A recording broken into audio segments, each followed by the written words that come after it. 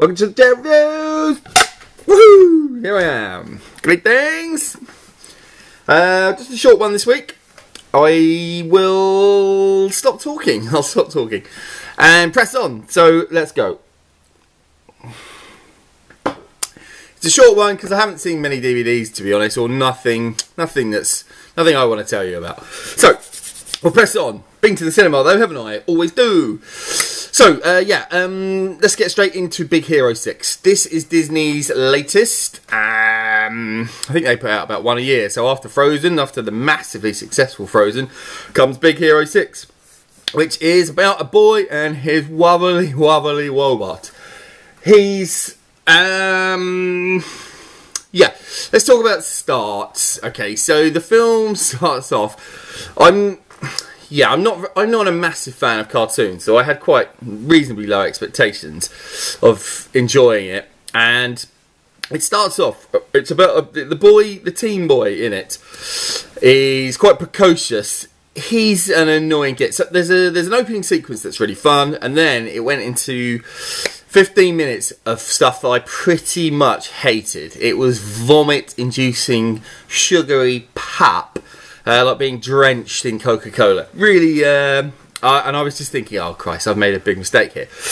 And then there is an unfortunate event, which leaves our boy, our precocious little boy, well, a little bit down, I would say, and I was quite glad. But then what happens is Baymax kicks in. The whole film is kind of set up around robotics, so that's a main theme. It's slightly in the future, in a place called San Francisco. Yeah, San Francisco. Get it? Tokyo. It's from a cartoon. It's from a cartoon. It is a cartoon. It's from a comic story, and I get the idea that it's a bit more Japanese in the comics, because these characters, they've got Japanese names and they're just, well, yeah, they don't really look very Japanese, so Disney haven't gone too far out on a limb on this one. But anyway, where was I? There's an unfortunate event, and then the film, and I wasn't enjoying it, and then Baymax comes on. Now, Baymax is the robot.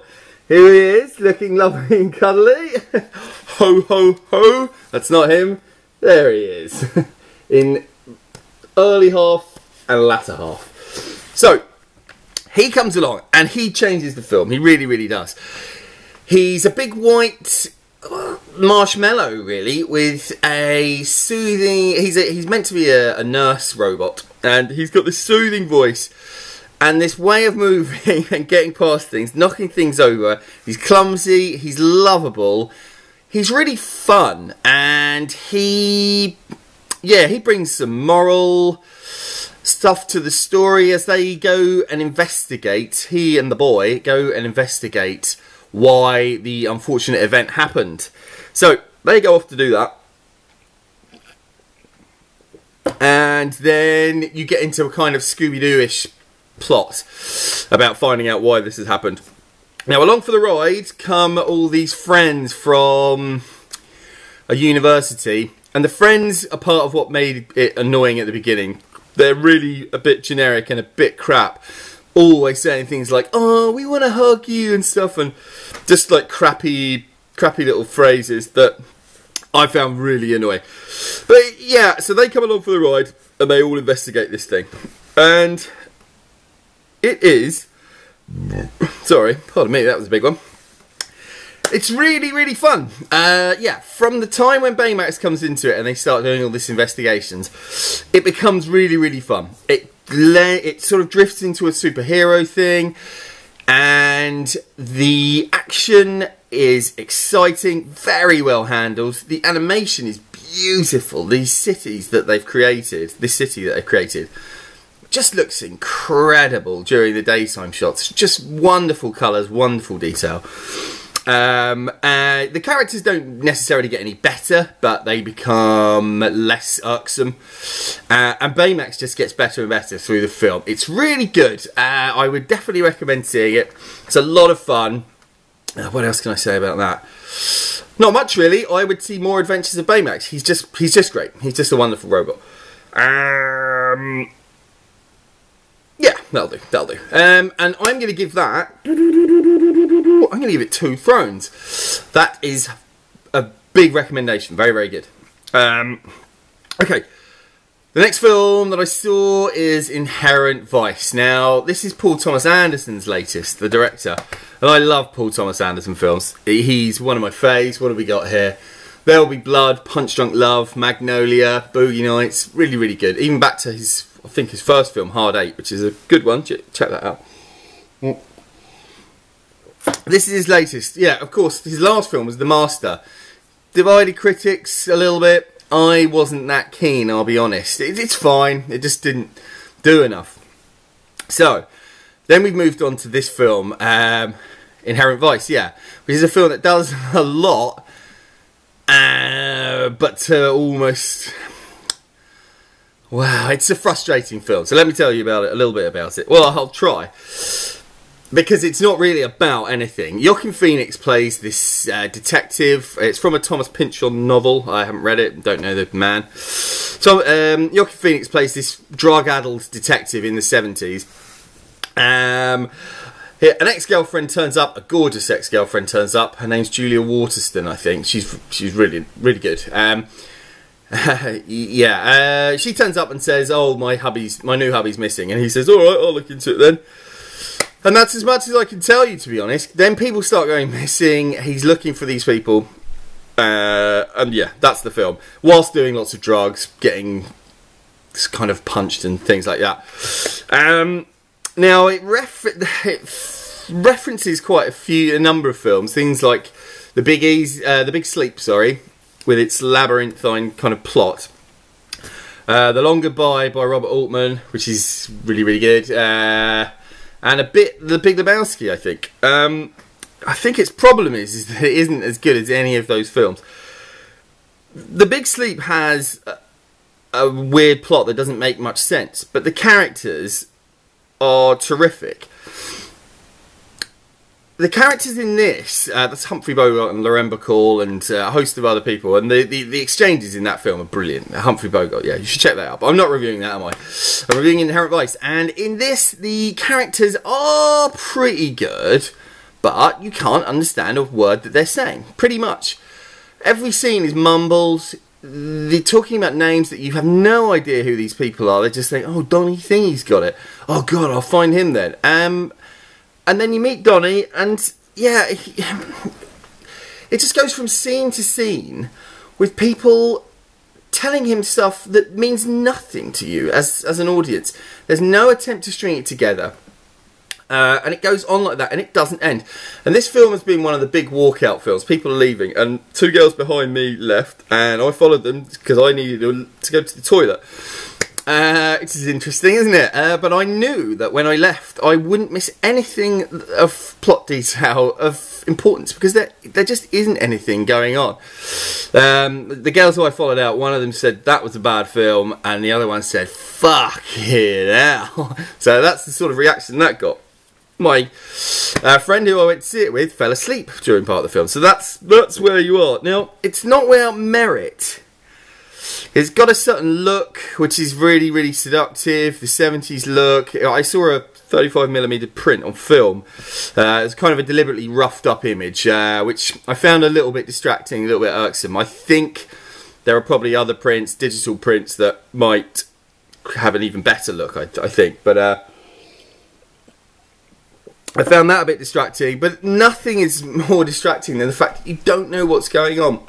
Now, it's kind of funny if you see, you know, you're kind of saying to the audience, well, he doesn't know what's going on, so why should you? But that, I think, is a bit arrogant. I think there's a bit of a disregard for the audience on this one, and that's been proven out.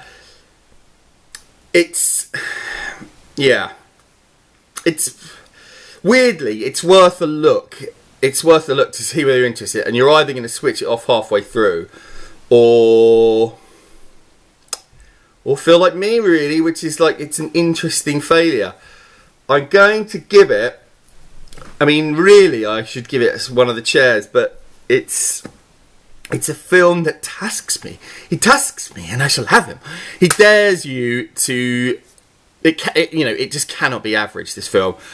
And so in that case, is it a throne or a stall? I'm going to have to say one stall. So it's a failure. It doesn't work as a film. And yet it is an intriguing failure to a degree. It's an odd thing. Like thinking back to the film, I think, oh, I'd quite like to see it again. And then pardon me. And then I remember some of the scenes and just think, oh God, I was really bored during that scene. I couldn't understand what anyone was saying. So at the moment, I'm going to give it one stall, okay? And I may revisit it on DVD at some point if I can put myself through it. It's 2.5 hours as well, and there's no reason for it to be 2.5 hours. Joaquin Phoenix is very good. Josh Brolin, everyone in it is pretty good. I just wish I could understand what they said. Right, that's Inherent Vice, so that's one stall for that. And the last one is Kingsman, The Secret Service. Again, I didn't have massive expectations going into this one.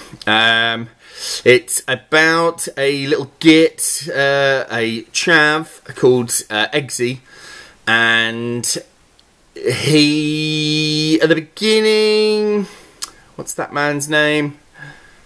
Who's the bloody man? Who's Mr. Darcy? What is his name? Colin Firth. Colin Firth is a Secret Service man for the Kingsman peoples what check baddies for their plans and stop them. And the plot is essentially Eggsy, Git, Colin Firth, suave agent, sees something in Eggsy for reasons which are explained at the beginning of the film, and he puts him forward to be one of the Kingsmen. Samuel L. Jackson plays a lisping bad guy who has got a devious plan, and essentially they have to thwart him. It's a bit of a training movie, so a lot of it's Eggsy in training, you know, becoming this man. A bit of a Eggsy Begins, which is quite good. They should have called it that. Kingsman Eggsy Begins. But yeah, so that's the plot really. This film is a load of fun. It's pretty violent. It's directed by Matthew Vaughn, who did The Layer Cake and Kick-Ass. It's most similar to Kick-Ass, and it's from a Mark Millar comic as well, same as that was. It is, like I'm saying a lot. I'm very, very sorry about this. I'm quite hungover. Fucking hell. Yeah, it's a lot of fun. It's very violent in places. Lots of stuff going on. There's a woman with slicey stilettos who chops people up. Very violent, but very knowingly violent. Just funny. Hilarious, really. There's a scene.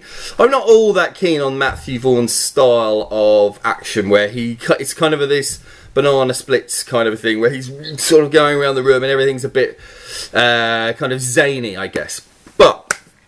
And that is incorporated in this film. But there are times when it really works. There's a scene in the church which is just, I just laughed all the way through it, and it's really, really violent. But it was just such fun. I laughed out loud just more than 20 times during this film. I really thought, it's kind of brash, it's kind of juvenile humour, but it worked. I had a great time. I can definitely recommend it. I'm going to give it 2 thrones, and I'm going to say that's my film of the week, if I'm doing film of the weeks, which I don't know if I am. But yeah, that is definitely one to see. Really good fun. Yeah, lots of just 14-year-old humour, really. But definitely check it out. That is it. I'm going to leave it there, because that's all I've really seen of note. So, goodbye for the chair reviews. This one is shorter. I'm always promising it, but this one definitely is. And I'll see you next week for Jupiter Ascending and... oh, The Interview. Controversial, The Interview. I hope I don't get blown up in the cinema. Cheers. Bye-bye.